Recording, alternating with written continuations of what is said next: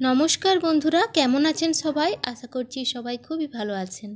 আজকে আমি আপনাদের সাথে সজনে ডাঁটা আলু দিয়ে বাটাই মাছের ঝাল রেসিপি শেয়ার করছি। মাছের এই রেসিপিটা দারুণ সুন্দর খেতে হয়। এই রেসিপিটা আপনারা বাটা মাছ ছাড়াও চারাপোনা বা অন্যান্য ছোট মাছ বা রুই কাতলা মাছের পিস দিয়েও কিন্তু বানিয়ে নিতে পারেন।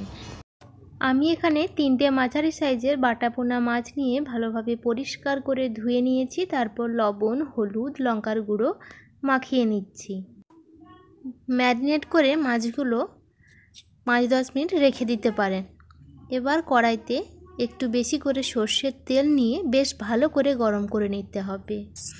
মাছ ভাজার আগে তেলটা আগে থেকে ভালো করে গরম করে নিলে মাছগুলো ভাজার সময় লেগে যাওয়ার সমস্যাটা হবে না। মাছগুলো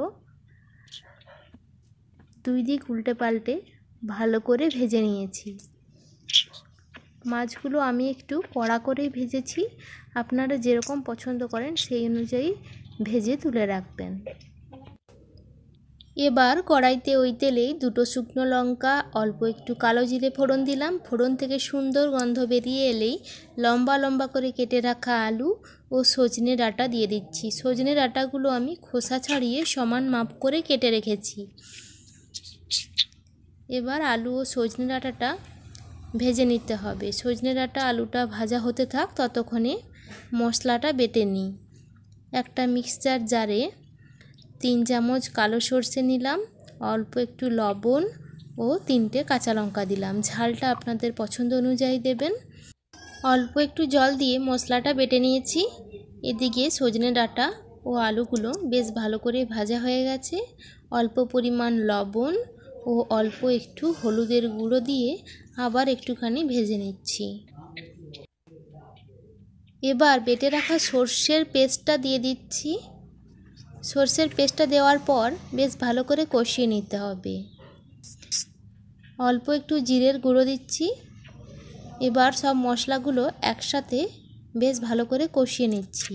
গ্যাসের আঁচটা লোতে রেখেই কষিয়ে নেবেন। যখন দেখবেন তেল ছেড়ে এসেছে তখনই কিন্তু জল দিয়ে দিতে হবে।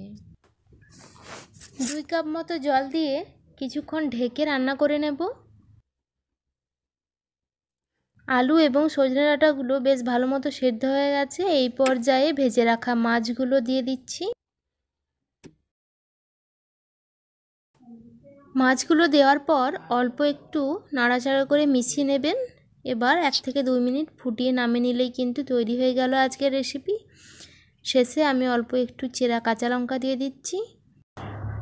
আজকের এই রেসিপি আপনাদের কেমন লেগেছে অবশ্যই জানাবেন এবং চ্যানেলটি সাবস্ক্রাইব করে নেবেন পরবর্তী ভিডিও পাওয়ার জন্য। আশা করছি আপনারা সকলেই আমার পাশে থাকবেন।